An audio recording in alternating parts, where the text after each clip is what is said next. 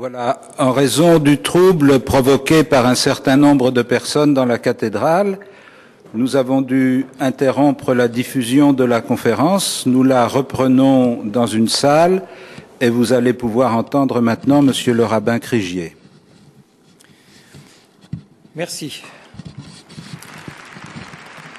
Monseigneur l'archevêque André XXIII, Mesdames et Messieurs, puisque j'ai au moins le plaisir de m'adresser aux auditeurs et aux téléspectateurs, c'est avec une émotion à peine contenue que je prends la parole en ce haut lieu de la culture de la foi chrétienne, malgré les incidents qui ont émaillé mes propos, ou les propos que je n'ai pas encore pu tenir. Il me revient en premier de rendre grâce à son éminence, ainsi qu'à tous ceux qui m'ont accordé leur confiance, car pour moi, à mes yeux, ce sont ceux-là qui comptent. Par-delà le privilège qui m'honore, je prends toute la mesure de l'événement. Il n'allait sans doute pas de soi, on l'a vu, d'inviter un rabbin en cette cathédrale pour y tenir une conférence de carême, et pas plus, vous vous en doutez, pour un rabbin de s'y aventurer.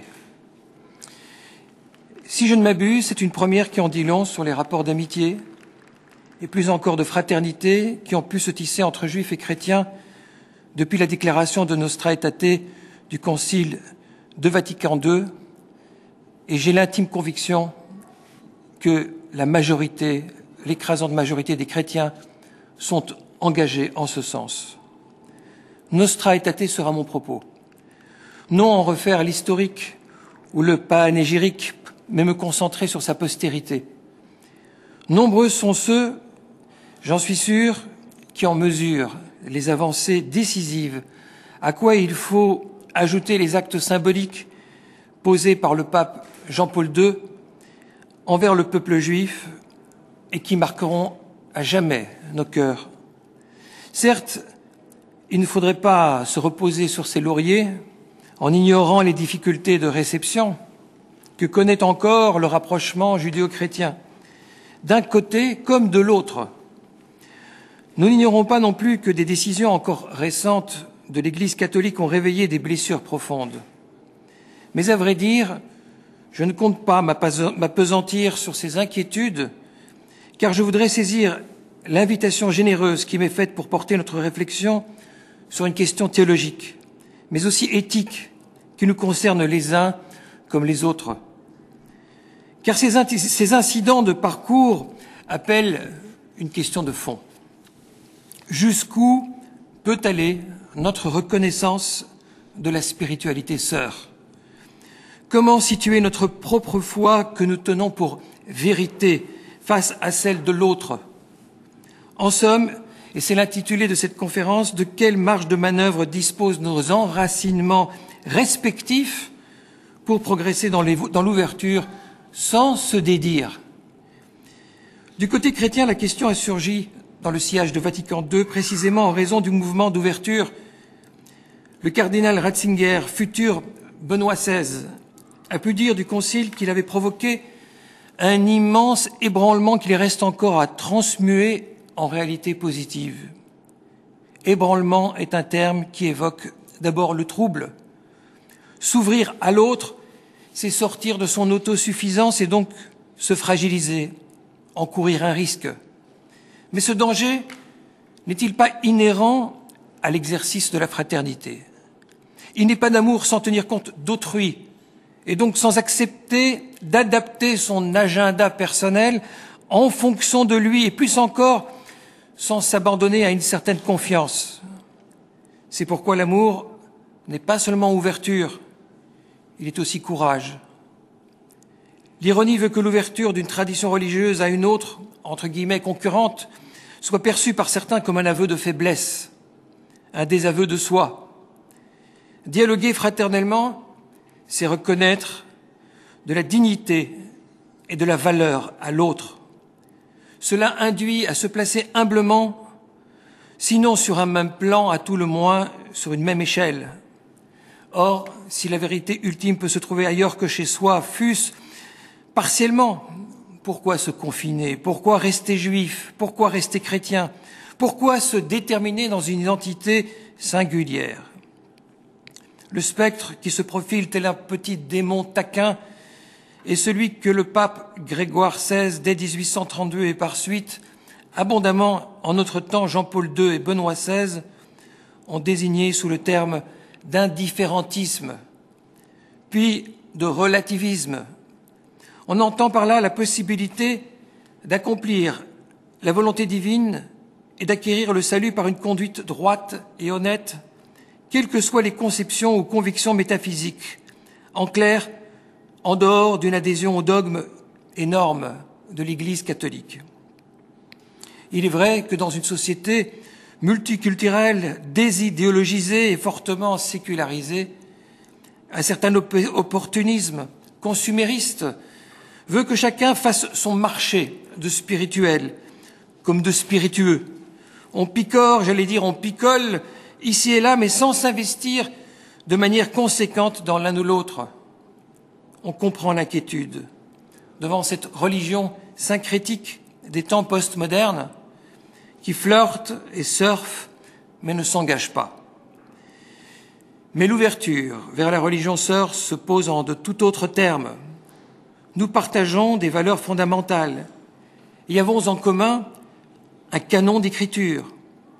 Pourtant, hier encore, juifs et chrétiens se regardaient en chiens de faïence. La fraternité viciée entre Jacob et Ésaü était de se savoir frères, tout en considérant que c'est l'autre, évidemment, qui endosse le rôle d'Ésaü, bourru et déchu. Pouvons-nous, à présent, nous regarder comme des voies de salut convergentes, admettre que nous partageons quelque chose de la vérité révélée qui donnerait à chacun toute légitimité? Telle est plus que jamais la grande question. Le pape Benoît XVI est venu sceller à la synagogue de Rome l'irrévocabilité du dialogue judéo-chrétien. Il faut l'entendre non comme un acquis, mais comme un défi. À mon sens, le plus grand espoir suscité par Vatican II est d'avoir enclenché un processus de sortie de cette logique infernale dominante dans la plupart des religions qui veut que hors de sa paroisse, point de véritable salut. S'il y a un ébranlement qui mérite que l'on continue à transmuer en réalité positive, c'est celui-là.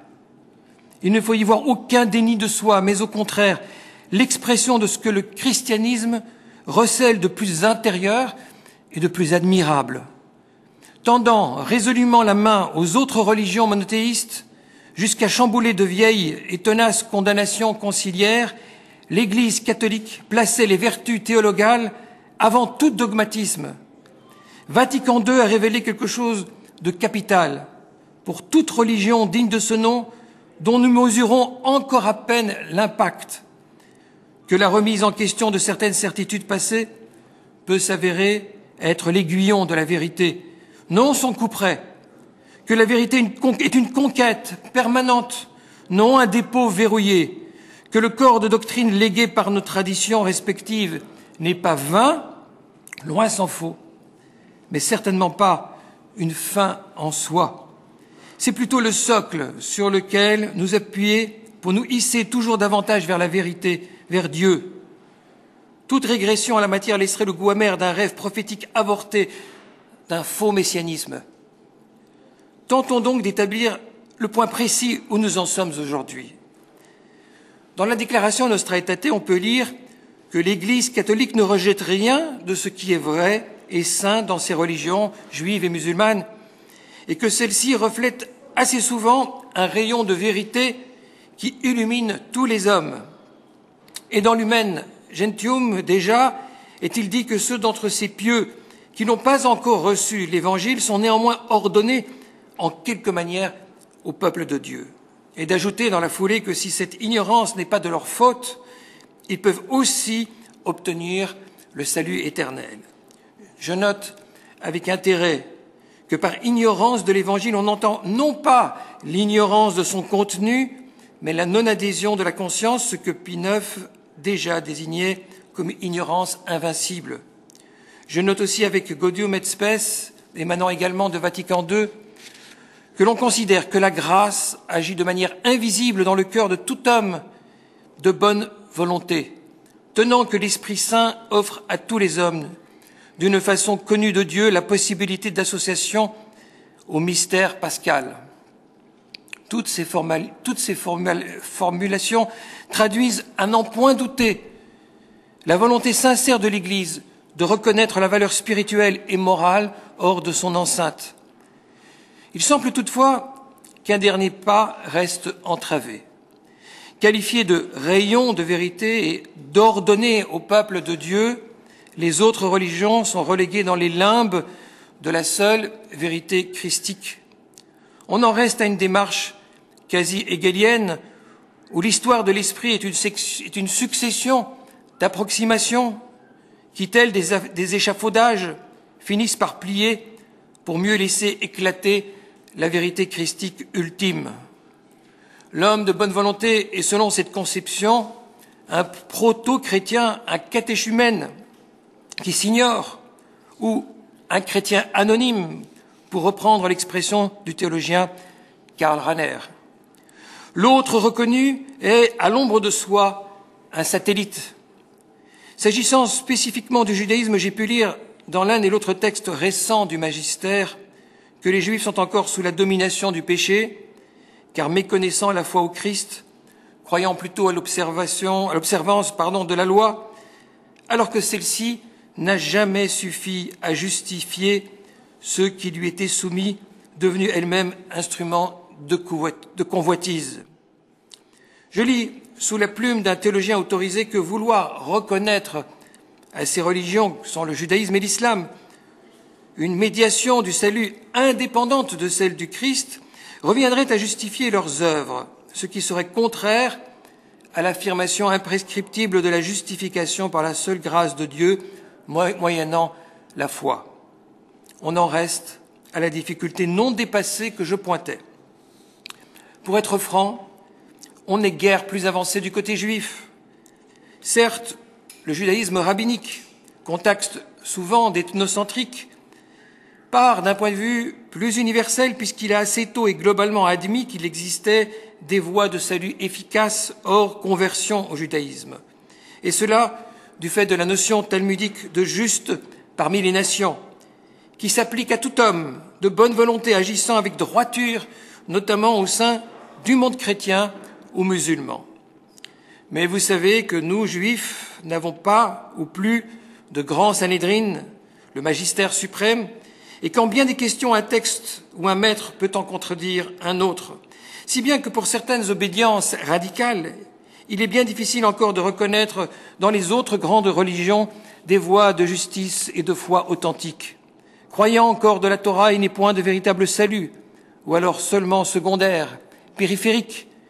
Bien du mal aussi pour certains à reconnaître au christianisme jusqu'à la qualité de religion monothéiste, en raison de la doctrine de la Trinité et de l'incarnation divine. Du mal, enfin, à comprendre comment l'adoration de Jésus peut devenir grâce et salut, voire même un puissant mobile d'amour et de justice, alors qu'ils ne jurent quant à eux que par l'accomplissement des commandements de la Torah.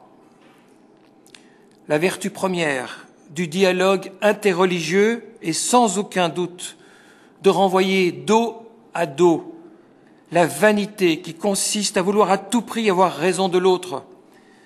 On est amené à sourire de l'inanité de ses propres clichés et à s'émanciper de certaines prémices, d'un raisonnement qui, sans en être conscient, conduisait à des jugements implacables. Et en même temps, on saisit mieux la spécificité de chacun, la richesse de sa propre tradition et son trésor irremplaçable. Mais que doit-on faire si on veut aller plus loin que le respect et la politesse? Deux choses. La première, c'est encore un décret de Vatican II qui nous l'indique avec son exigence d'émulation fraternelle, ce qui correspond dans le judaïsme à la machloket leshem shamaim, c'est-à-dire la controverse pour le seul renom de Dieu, désintéressée et bienveillante, et dont on loue la stupéfiante fécondité. Pour s'y prêter, il faut sortir de la logique binaire, du tiers exclu, comme l'indique le fameux dire talmudique.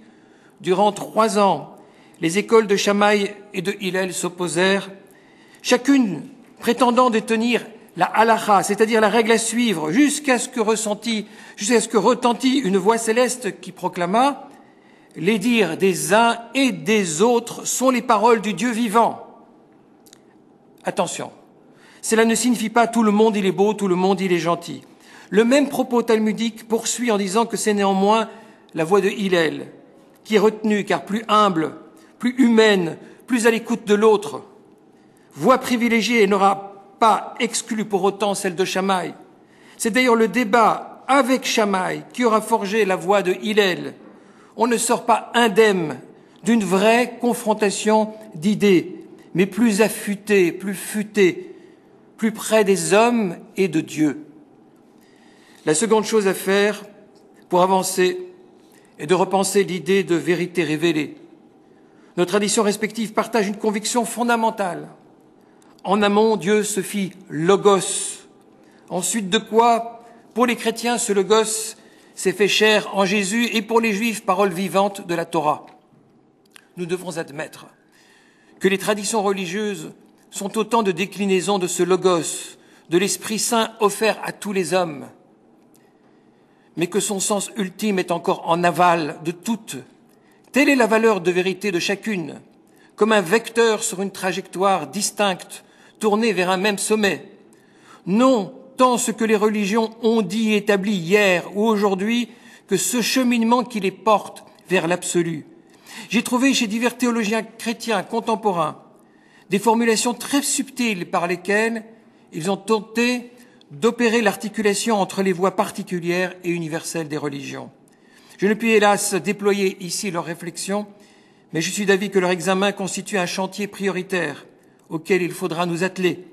On y trouve l'idée commune que l'universel s'est implanté dans le particulier, l'absolu dans le relatif, le divin dans l'esprit humain. C'est bien une kénose, mais celle d'un bourgeon en gestation. La vérité croîtra depuis la terre, dit le psaume. L'Église est encore pérégrinante, en mal d'enfantement, confesse Lumen Gentium. L'œuvre spirituelle consiste désormais à faire éclore cet universel du sein du particulier. Et désormais, c'est le dialogue interreligieux qui seul le peut et le doit, urgemment. Et pourquoi ? Car on ne fait pas l'universel tout seul. Permettez-moi de clore cette ébauche de réflexion par une figure mythique de ce qui vient d'être esquissé en l'adressant à partir de ma tradition, mais qui est aussi la vôtre. On se souvient que dans le récit de la tour de Babel, Dieu avait brisé la prétention dominatrice d'une humanité ivre d'elle-même, en confondant son langage, chacun ne comprenant désormais que la langue de son clan. Longtemps nous en fûmes là, et y sommes encore, en bonne part, à vouloir imposer notre vocabulaire. Mais depuis 50 ans, un col de mamadaka subtil, c'est-à-dire un filet de voix divine, s'est fait entendre, dirons-nous avec le livre des rois. Une glossolalie, dirons-nous avec les actes des apôtres, soit un langage encore inarticulé, mais qui renferme déjà toutes les langues de la terre. De la tour de Babel, il ne reste que des pierres éparpillées. Les bâtisseurs doivent reprendre langue. C'est à cette condition qu'ils pourront bâtir non plus une tour, mais un temple dont la clé de voûte, jadis écartée, sera posée au final par l'ensemble des nations et des religions à l'unisson. Maison de prière pour toutes les nations, disait Isaïe. Ce temple ne sera dressé que parce que se sera réalisée la parole inouïe du prophète Sophonie. Alors, je transformerai le langage des peuples en une langue purifiée pour qu'ils invoquent tous le nom de l'Éternel et le servent d'un seul cœur. Merci de votre attention.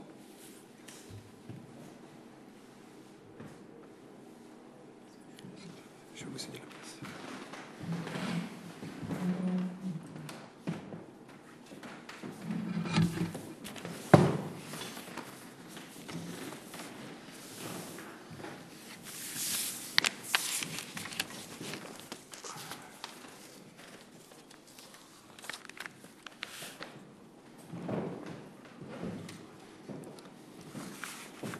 Après cette belle leçon d'enracinement et d'ouverture, il me revient la rude tâche de vous faire partager mes préoccupations de philosophe. L'après-midi sera donc très rude. En effet, ce sont deux termes redoutables que tout oppose à première vue et qui se disputent cependant les faveurs de nos contemporains. L'enracinement à la cote, on peut le comprendre, car il s'inscrit en réaction face à des sociétés massifiées, mondialisées, rabotant les identités. Mais l'ouverture aussi à la cote, parce que toute revendication identitaire apparaît comme fermeture aux autres, facteur d'exclusion et même de violence. Que l'affrontement entre ces deux positions empoisonne bon nombre de nos débats est un fait. On l'a constaté à propos de l'Europe, qui s'est fermée à ses racines chrétiennes parce qu'elle se voulait ouverte, sans ennemis et sans limites. Aussi à propos de la votation suisse contre les minarets, mais sans qu'on sache vraiment si elle révélait la force de l'identité suisse, facteur de fermeture, ou au contraire sa faiblesse face à une identité musulmane jugée plus puissante, donc menaçante. Que les religions soient directement impliquées n'a rien d'étonnant, parce qu'elles fournissent toutes des identités fortes. Sont-elles pour autant, par nature, facteurs de fermeture, d'exclusion et de violence? Certains le prétendent, avec de tristes exemples à l'appui. Nous venons d'ailleurs d'en avoir la preuve. N'avons-nous donc d'autre choix que d'opter soit pour l'enracinement au prix de la fermeture, soit pour l'ouverture au prix du déracinement? À moins que cette alternative soit fausse, ce que je vais tenter de démontrer. Première question, que signifie enracinement quand on parle des humains? Il s'agit évidemment d'une métaphore. On peut même la filer pour en déguster tous les charmes. Après avoir effeuillé la marguerite, les amoureux décideront de s'unir, l'homme déposera sa petite graine dans le ventre fertile de sa femme, le père dira de son enfant qu'il est son rejeton ou sa petite bouture, on dira peut-être au petit qu'il a été trouvé dans un chou, la jeune fille en fleurs sera qualifiée de belle plante, puis l'âge venant, tous se faneront, se flétriront, pour retourner enfin à la terre. Mais comme les humains ne sont pas des plantes, c'est un autre discours qui s'impose. Que dit-on à la naissance d'un petit homme? Que sa mère a mis un enfant au monde, et non qu'une femelle a mis bas son petit. Et que dit-on à sa mort? Mais là, je cède la parole à Job. Pourquoi l'homme, fût-il un héros, semble avoir moins de valeur qu'un arbre? Il existe pour l'arbre un espoir, on le coupe, il reprend encore et ne cesse de surjeûner. Derrière cette plainte, on devine déjà notre fascination pour le clonage, qui est une forme de bouturage. Or, la dimension tragique de la mort humaine est bien le signe que l'homme n'est pas qu'un produit de la nature, même si sa mort est dite naturelle. Comme le dit Heidegger, seul l'homme meurt, l'animal périt. Que signifie donc l'enracinement de l'homme? Tout simplement ceci, qu'il est incarné. Mais son incarnation ne se réduit pas à sa naissance, comme nous le fait croire un naturalisme réducteur. Dans l'Antiquité, on naissait homme libre ou esclave. Plus tard, on dira d'un enfant de la noblesse qu'il est né, tout simplement. On sait pourtant que tout homme est capable de renier ses parents, de se révolter contre ses appartenances natives et de se proclamer, à la limite, auteur de soi-même. Ce qui signifie qu'une autre source, opposée à la nature, intervient dans notre Constitution. Cette autre source, c'est la liberté.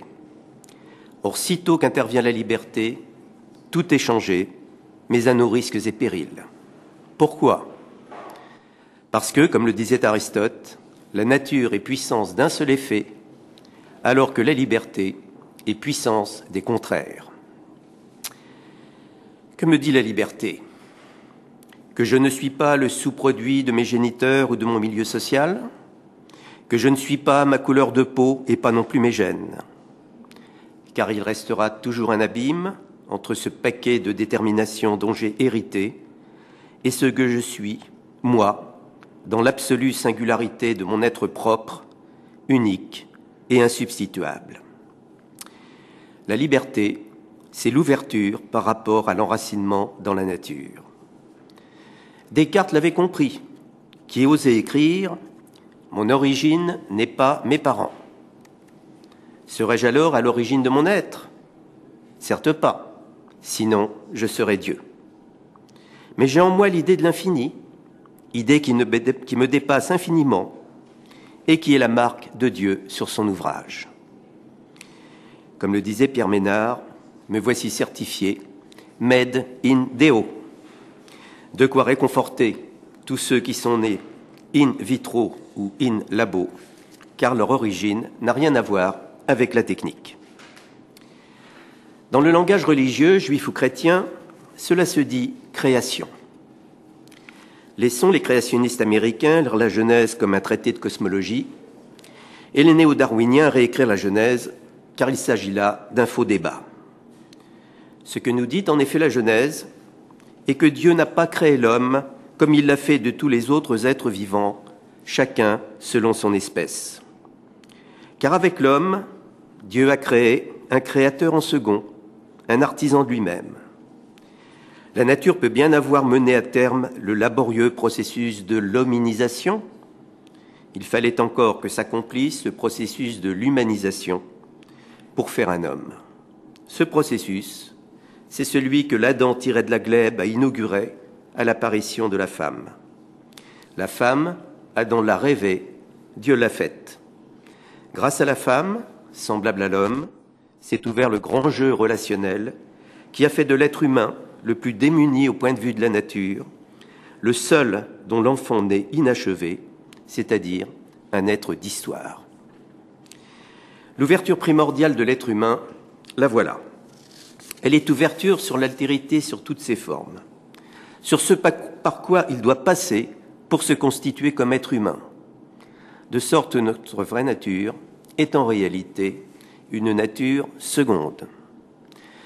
Quand nous nous retournons sur ce qui nous a façonnés, nous parlons alors de nos racines. Mais à nouveau, la tentation naturaliste nous guette. Si elle se focalise sur la race, elle produit le racisme. Sur la nation, le nationalisme. Sur notre communauté d'appartenance, le communautarisme. La liberté peut alors s'insurger, nous faisant passer d'un extrême à l'autre, dans une dialectique infernale. Reniant nos déterminations jugées aliénantes pour les remplacer par d'autres, choisies et non subies, nous risquons d'engendrer des individus sans passé ni mémoire, que les vents de l'idéologie et de la mode emporteront comme des fétus de paille.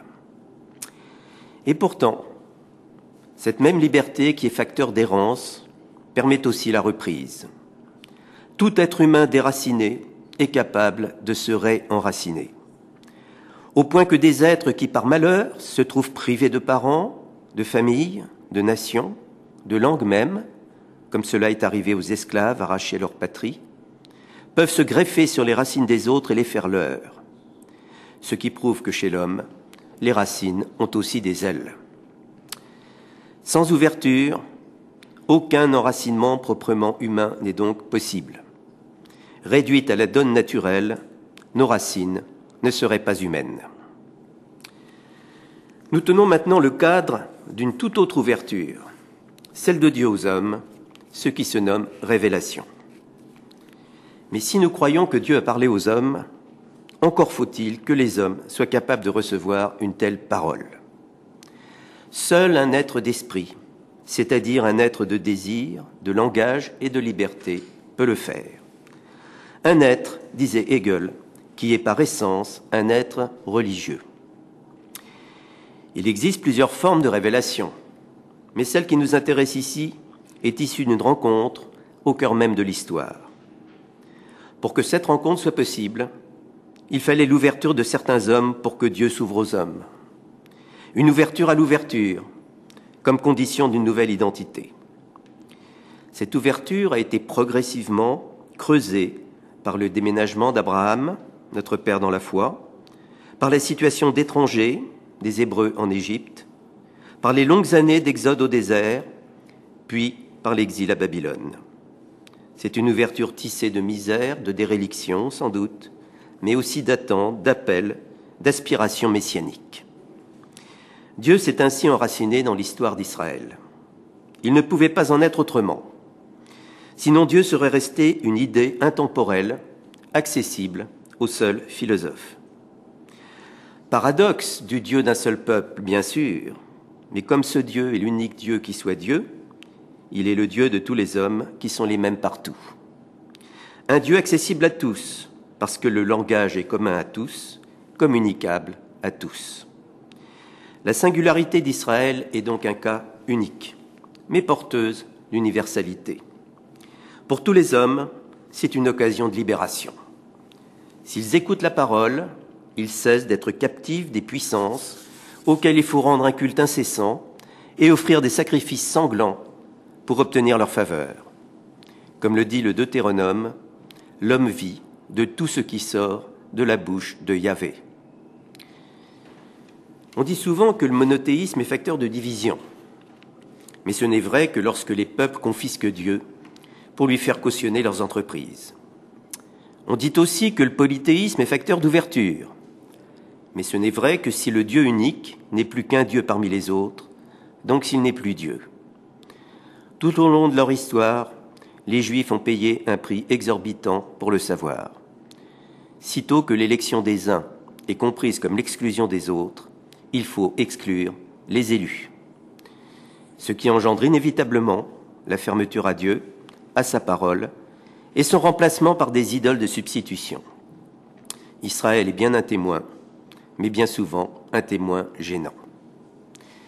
Jusque-là, il ne saurait y avoir aucune divergence entre le judaïsme et le christianisme.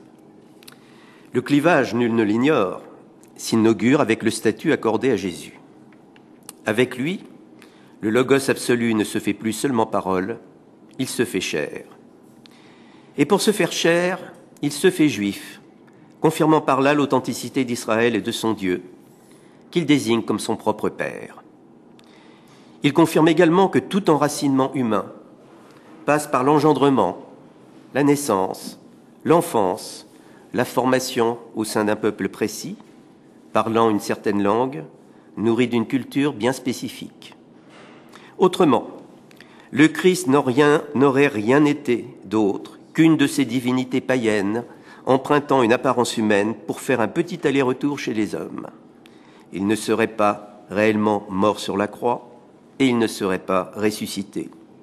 Il ne serait pas un modèle vivant à imiter, il ne serait pas le prototype ou l'archétype de l'homme parfait, c'est-à-dire divin, ecce homo. Dans le christianisme, la dialectique de l'enracinement et de l'ouverture est ainsi portée à son point d'incandescence absolue. Comment l'incarnation de Dieu, dans un coin perdu de Palestine, au sein du peuple le plus petit parmi les puissants de la terre, a-t-elle pu convertir une immense partie du monde à un renouvellement complet de ses enracinements coutumiers? Par la puissance bouleversante du message, c'est sûr, mais aussi par les conditions de son accueil, qui étaient remplies. Les temps étaient venus, disent les Écritures. Les peuples de l'Empire romain étaient en pénurie spirituelle, en attente de renouveau. Les Athéniens eux-mêmes avaient dressé un autel au Dieu inconnu. Ce qu'il y avait de bon dans leur civilisation pouvait être repris après épuration et filtration, comme des semences du Verbe. On retrouve ici l'importance du terrain que confirme la célèbre parabole du semeur. Selon que la bonne graine tombe sur le roc, le chemin ou une terre fertile, elle fructifiera ou pas. La bonne graine, c'est encore la parole. Et entre les capacités d'accueil de l'homme et la parole divine, il y a un lien. Comme l'a écrit Adrienne von Speer, le don du langage à l'homme manifeste que Dieu met en lui un reflet de l'être-parole de son Fils. Pour nous chrétiens, c'est l'ancrage dans la personne même du Christ qui renouvelle nos enracinements antérieurs. Car on ne naît pas chrétien, on le devient par le baptême. On reçoit alors un nouveau nom, attestation de notre seconde naissance. Nous restons les enfants de nos parents, mais nous devenons enfants adoptifs de Dieu. Et un type supérieur de fraternité apparaît, qui relativise les fratries humaines. Une nouvelle communauté en naît, qui est l'Église, temple vivant fait de frères et non plus de pierres. À ce niveau, on peut répéter avec saint Paul qu'il n'y a plus ni juif ni grec, ni esclave ni homme libre, ni homme ni femme, car tous, vous ne faites qu'un en le Christ Jésus. Tel est le discours du salut proposé à tous, y compris aux païens. Il ne nous retire pas du monde, de ses pesanteurs et de ses sujétions. La chance historique du christianisme, qui a donné au monde occidental son potentiel d'universalité, est d'avoir unifié en son sein ces trois sources. La juive, avec la révélation du Dieu unique, la grecque, avec la rationalité, la romaine, avec le droit. Autant de possibilités d'ouverture et de ressourcement, autant de richesses spirituelles, intellectuelles et morales, autant d'occasions aussi de perversion, subversion et division. Toute notre histoire est là pour en démontrer les ravages. Les phases d'hostilité envers les Juifs sont une aberration, et pourtant elles ont existé, elles existent encore. Dispute d'héritiers et non refus d'héritage, ce qu'est l'antisémitisme moderne, comme disait le cardinal Lustiger. Il est sans doute infiniment plus facile de vivre comme des papous à l'âge de pierre que d'être chrétien. On ne leur demande même pas d'aimer leurs ennemis, qui, eux, ne les aiment pas. Comment alors s'ouvrir aux autres sans qu'ils nous claquent la porte au nez? Nietzsche, qui pensait qu'il n'y avait jamais eu qu'un seul chrétien au monde, mais qu'il avait été crucifié, nous souffle la réponse. Il faudrait qu'ils me chantent de meilleurs chants pour que j'apprenne à croire en leur sauveur. Il faudrait que ses disciples aient un air plus sauvé. Je vous remercie.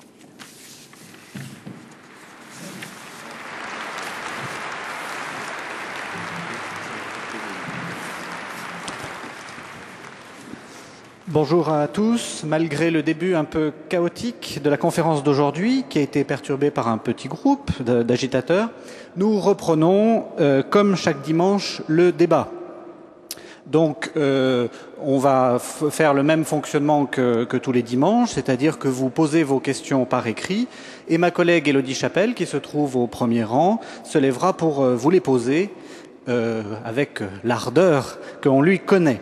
Je rappelle que les téléspectateurs de KTO nous suivent en direct, tandis que les auditeurs de Radio Notre-Dame et de RCF nous écoutent avec un léger décalage. Je pense qu'il n'y a pas de raison de nous priver de ce débat. Merci à tous d'être restés et merci aux conférenciers d'avoir le courage de répondre aux questions. Et donc, nous attendons les conférenciers qui arrivent.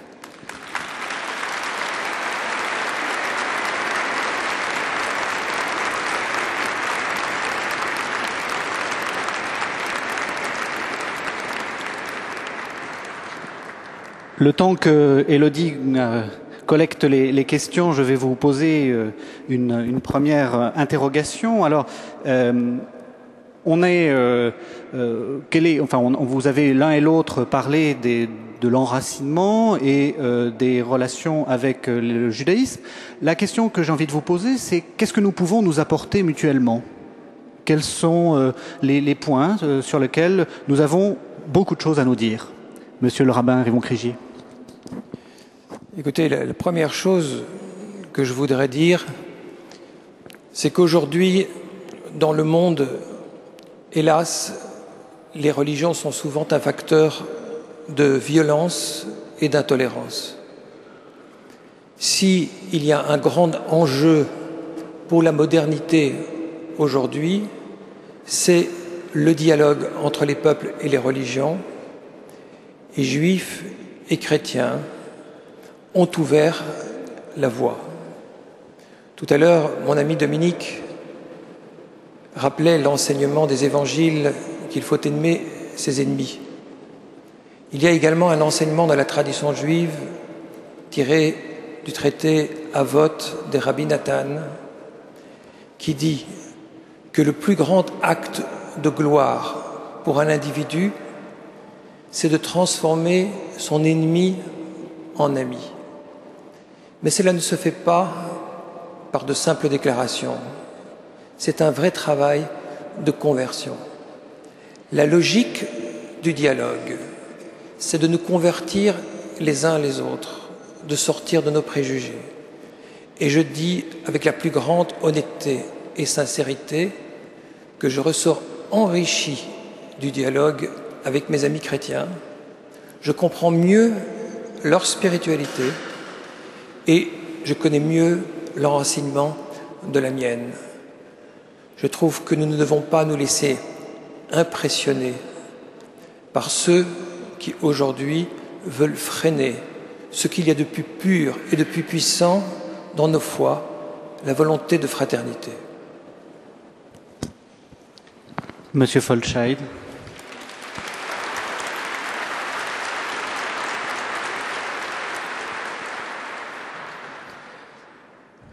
Bon, le premier avantage de se connaître, c'est qu'il faut d'abord se reconnaître, ce qui n'est pas rien, ce qui permet un premier effort sur soi-même qui consiste à se décentrer de soi pour aborder, à partir d'un point de vue un peu différent, ce qui chez nous, à rester tout seul avec soi-même, risquait de nous enfermer dans une sorte d'autisme.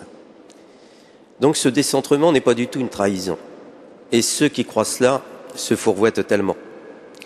Ça ne veut pas dire qu'en dialoguant, on va tous se convertir à ce qui serait soit la religion de la démocratie, ou bien à un minimum commun interreligieux. Et évidemment, à chaque fois, il y a quelques individus pour croire que c'est ainsi que ça se passe. Que je sache, depuis que je fréquente mon ami Rivon, ici rabbin, j'ai pas été converti par le judaïsme, et lui non plus par le christianisme. Donc nous savons qui nous sommes, mais nous ne le savons pas vraiment parce que parmi tout ce que nous croyons croire, il y a toute une série d'éléments qui sont en fait des scories, qui sont liés à des péripéties de l'histoire, qui sont liés à des incompréhensions de vocabulaire, bref, qui sont loués à une ignorance. Et donc je pense que mettre fin à l'ignorance, c'est le b.a.-ba du dialogue, c'est-à-dire de la sagesse, et c'est déjà pas mal.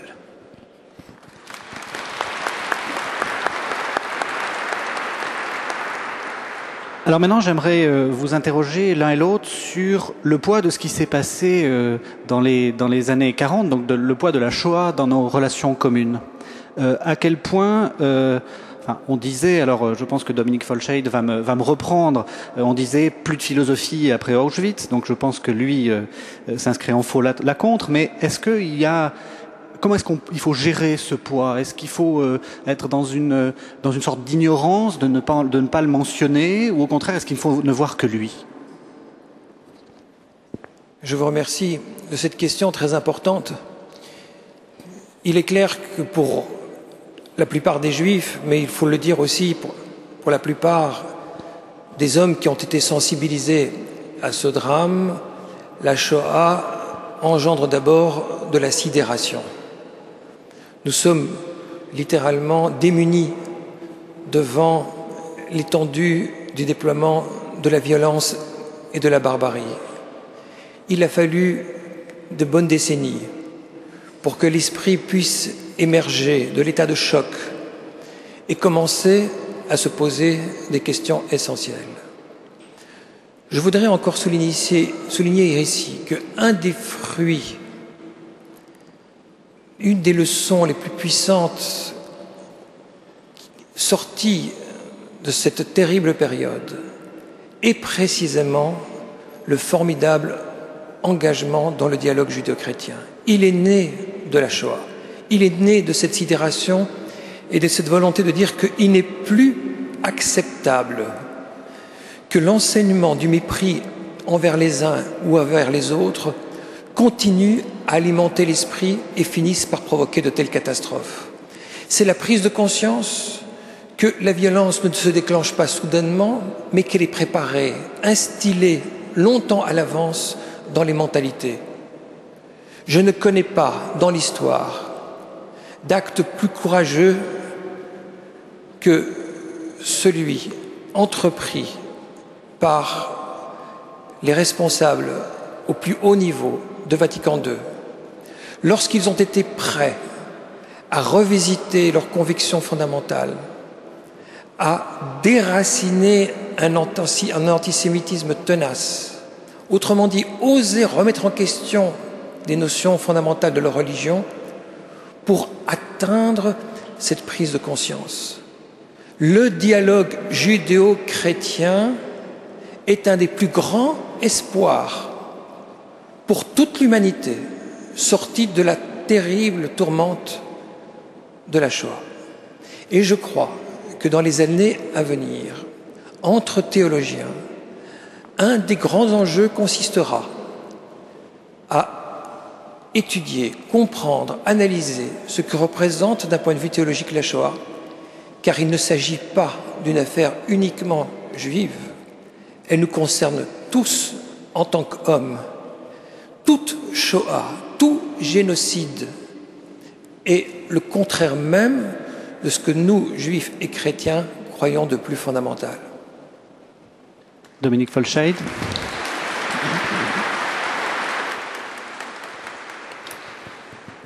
Comme vous l'avez deviné, je ne vais pas approuver les auteurs que pourtant j'aime bien, qui estiment, c'est leur droit le plus strict, qu'il est difficile, voire impossible, voire indécent de penser après la Shoah. Je pense qu'on n'a pas assez pensé après la Shoah et qu'il est toujours temps de rattraper le temps perdu. Mais je voudrais faire une observation parce que parmi les gens qui nous écoutent, surtout les jeunes, il y a un télescopage des temps qui est toujours gênant dès qu'on réfléchit sur la Shoah. C'est un terme récent des années 70. Et comme l'a très bien dit le rabbin Krieger, il y a eu un écart de temps, une sidération. Je me souviens que le cardinal Lustiger disait « On ne peut pas mettre des mots sur pareilles horreurs ». Les rescapés des camps, d'ailleurs, n'osaient pas en parler. Et le terme de Shoah est un terme qui est venu bien après, à partir de Claude Lanzmann, pour ne pas le citer. Il y a donc deux aspects dans cette affaire. Il y a un aspect, effectivement, qui concerne les Juifs en tant que tels. Ça, c'est absolument évident, et c'est pas par hasard que le premier grand génocide de l'époque totalitaire, qui a été finalement celle du XXe siècle, concerne les Juifs. Parce qu'à travers eux, on visait effectivement un enracinement dans le Dieu unique, et en coupant la racine juive, on pouvait d'une certaine manière prétendre couper toutes les branches, y compris le christianisme, car il ne faut pas oublier que les chrétiens ont aussi payé cher le régime nazi. Il y a donc quelque chose de spécifique. Mais il y a un deuxième aspect, qui est l'aspect génocidaire. Et sur ce point, effectivement, il ne faudrait pas se polariser sur la Shoah comme si elle était le seul génocide existant au monde. Car malheureusement, et c'est pour ça que je dis qu'il faut penser après Auschwitz, malheureusement, quand on a vu arriver le génocide des Tutsis, nous avons été également sidérés. Qu'avons-nous fait? Et quand on se transporte 40 ans ou 50 ans en arrière, pour poser des questions aujourd'hui à tel ou tel, qu'avez-vous fait en 42, qu'avez-vous fait en 43? Eh bien moi, je leur pose la question, qu'est-ce que vous avez fait à l'époque où, sous nos yeux, on massacrait les Tutsis? Et là, on se rend compte de l'abîme. Devant des horreurs de ce genre, nous sommes muets. Et je crois que le mot le plus provocateur, mais peut-être le plus édifiant, a été prononcé par un de nos philosophes connus, André Glucksmann, qui a osé le prononcer parce qu'il est juif. Il a dit « Hitler, c'est moi ». Ça veut dire que, en chacun de nous, qui que nous soyons, sommeille toujours la possibilité d'un génocidaire. Et à ce moment-là, on se rend compte que le mal, c'est tout à fait autre chose que de dire « c'est parce que les Allemands étaient Allemands, c'est parce que les Allemands étaient nazis ». Par conséquent, nous qui sommes ni Allemands ni nazis, ni Hutus, nous sommes incapables de tuer. Eh bien, c'est faux. Et je crois que penser après Auschwitz, ça doit nous faire aussi penser après le Rwanda, nous faire penser après les Khmers rouges, nous faire penser globalement à ce que nous sommes capables de faire, c'est-à-dire le pire. Et en pensant au pire, peut-être que nous éviterons le pire. Élodie, une première question de la nef. Voilà, tout d'abord, Monsieur le rabbin, beaucoup de merci. Même si pour beaucoup votre présence ici pendant le carême demeure intrigante, puisque c'est le temps du carême, temps où les chrétiens se préparent à vivre la passion et la résurrection du Christ. Je vous cite simplement quelques mots. Bravo et merci pour votre brillante intervention et votre conclusion pleine d'espérance. On a beaucoup de mots de ce genre. Première question, je vais la citer exactement. Selon vous, les catholiques ont-ils le droit de se dire spirituellement les fils d'Abraham?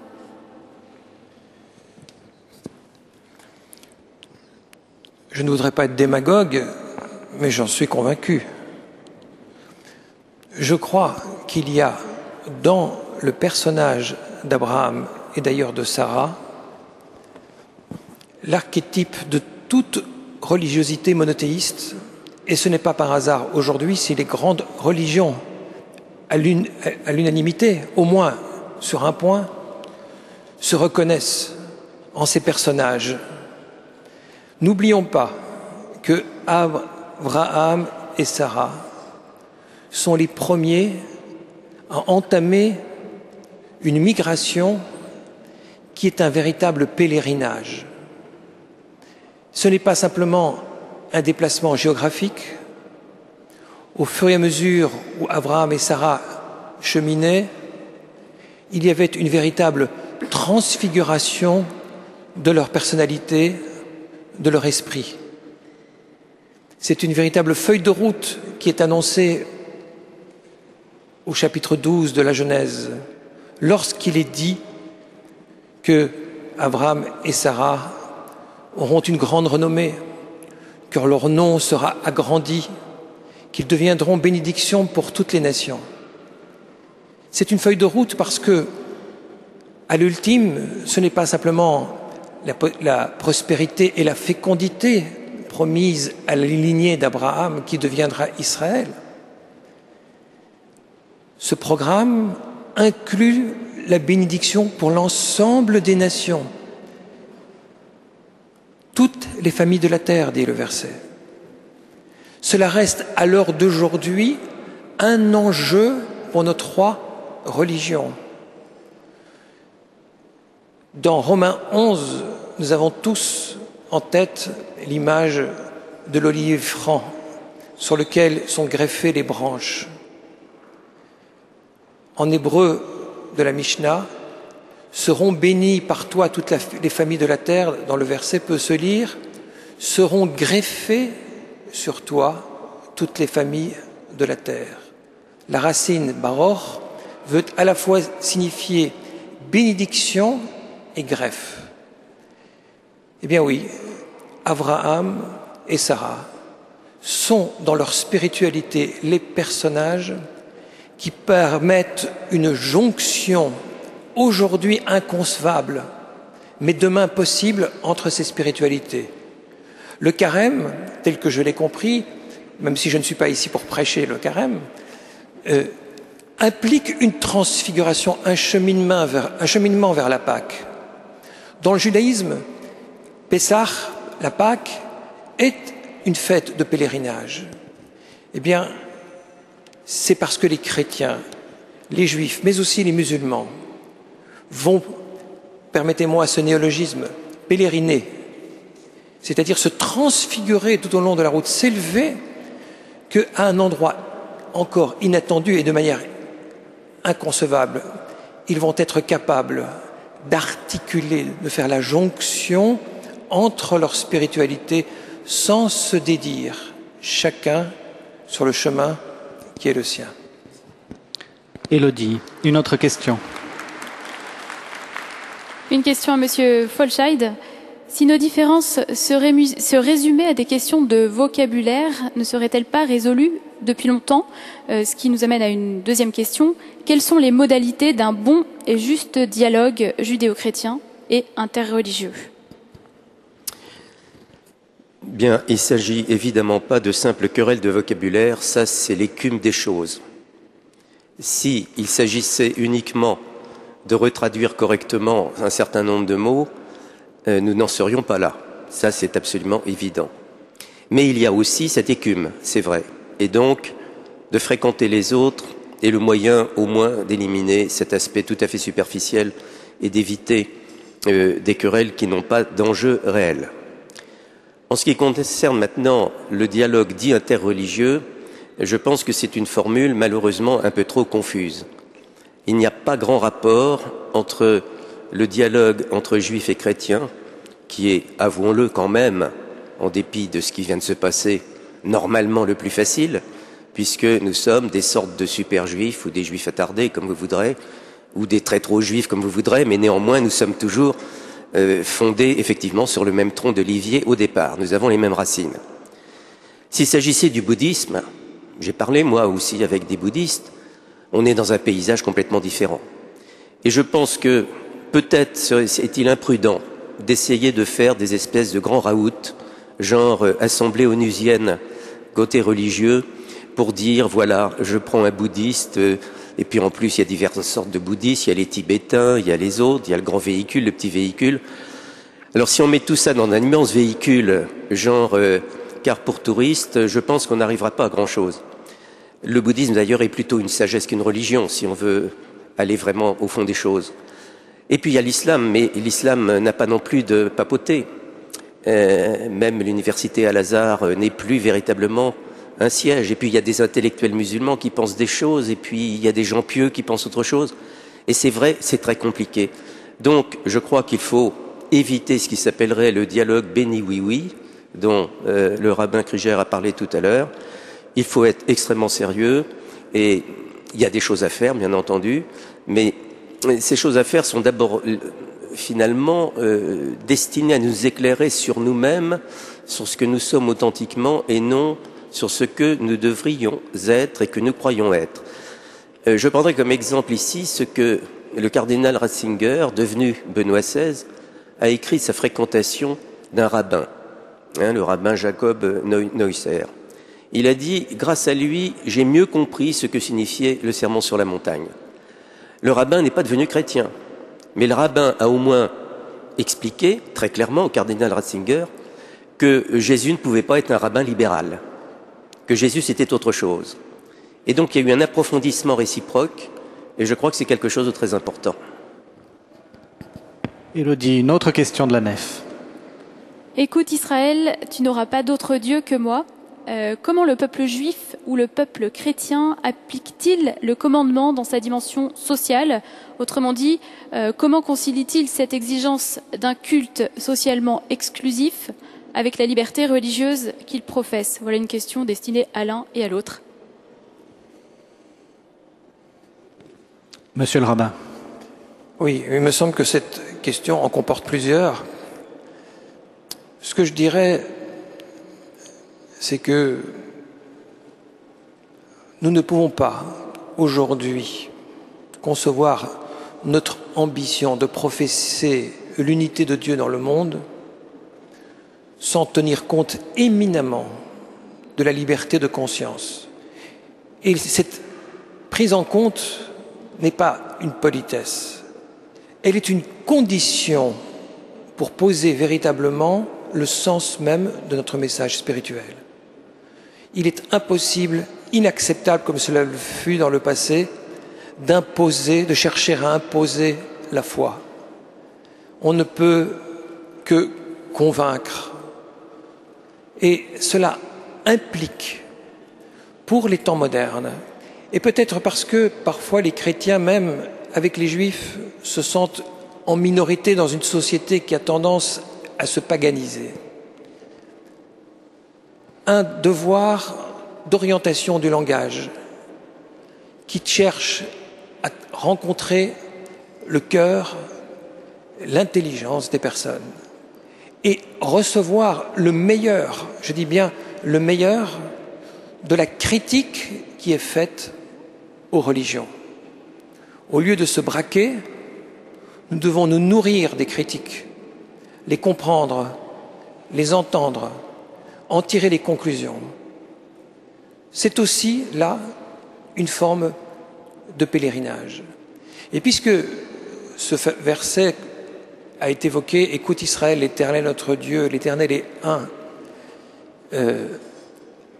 et maintenant présenter ici dans ce contexte, je voudrais rappeler le commentaire d'un des plus grands exégètes juifs de tous les temps, qui est Rashi. Rashi n'entend pas ce verset comme une déclaration théologique qui proclamerait la pureté du monothéisme. D'autres s'occuperont de ces questions théologiques, tel Maïmonide. Rashi dit cette chose qui a tant de sens pour notre réunion aujourd'hui. Écoute Israël signifie que Israël est témoin, témoin à travers l'histoire, parfois à son corps défendant, parfois par l'hostilité qu'il déclenche, comme Dominique le rappelait. Écoute Israël, l'Éternel est notre Dieu. J'ai envie de dire, selon la compréhension de Rashi, l'Éternel n'est aujourd'hui entendu, compris, reçu que par Israël. Mais la seconde partie du verset, l'Éternel est un, est entendu par Rashi selon la prophétie de Zacharie, que ce même Dieu qui au départ était le lot d'un seul peuple, devient le Dieu de toute l'humanité. Cette universalisation fait partie du programme du judaïsme, puisque, comme je le rappelais tout à l'heure à propos d'Abraham, il faudra qu'il y ait greffe et que soient bénies toutes les familles de la terre. C'est à cette phase de mutation que nous devons nous atteler. Et je le répète, ça ne peut pas se faire de manière unilatérale par des déclarations dogmatiques. Seul le dialogue, l'écoute, y compris des doutes émis par les non-croyants, c'est à travers un dialogue généralisé que cette construction sera possible. Juifs et chrétiens partagent un canon d'écriture et peuvent œuvrer en commun à cette œuvre. Monsieur Folscheid.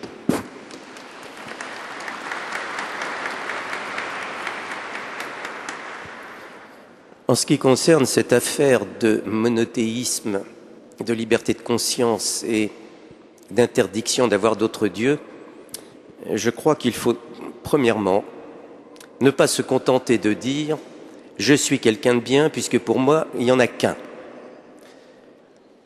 Akhenaton aussi disait « il n'y en a qu'un ». Sauf que ce « un-là », c'était tout simplement le soleil. La bonne question est donc de savoir non seulement qu'il n'y en a qu'un, mais quel est le Dieu qui n'est qu'un seul. Et c'est là qu'évidemment les choses se gâtent.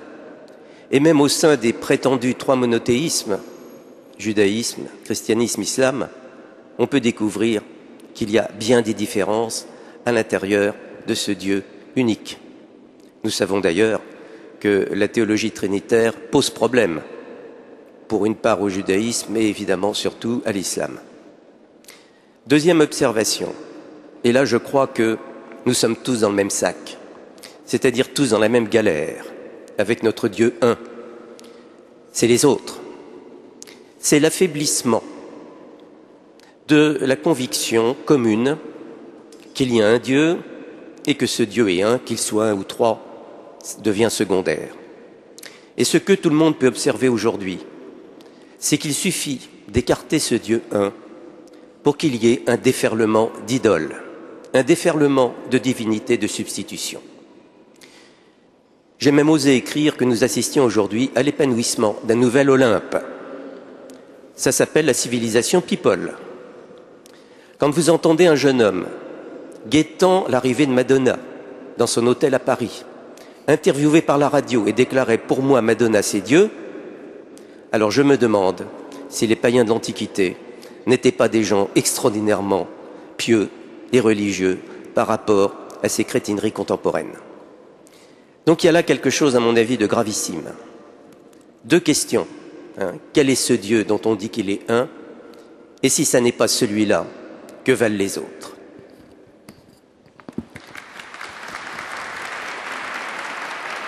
Alors, Malheureusement, nous ne pouvons pas poser toutes les questions puisque nous avons commencé un peu en retard et je vois le cardinal archevêque qui s'avance et qui va probablement dire quelque chose. Oui, je voudrais tout particulièrement remercier M. Folscheid et le rabbin Krigier d'avoir accepté ce dialogue dans des conditions difficiles où il s'est déroulé, et remercier tous ceux et toutes celles qui ont tenu à entendre votre contribution dans ces mauvaises conditions et qui sont restés pour pouvoir entendre quelques réponses à leurs questions. Je crois que nous avons peut-être vécu une séance de travaux pratiques sur le dialogue entre juifs et chrétiens et que, comme toutes les séances de travaux pratiques, elle a ses petites erreurs, mais que finalement, elle peut nous faire progresser dans une meilleure connaissance et dans un meilleur respect les uns des autres. Et je vous remercie de votre participation.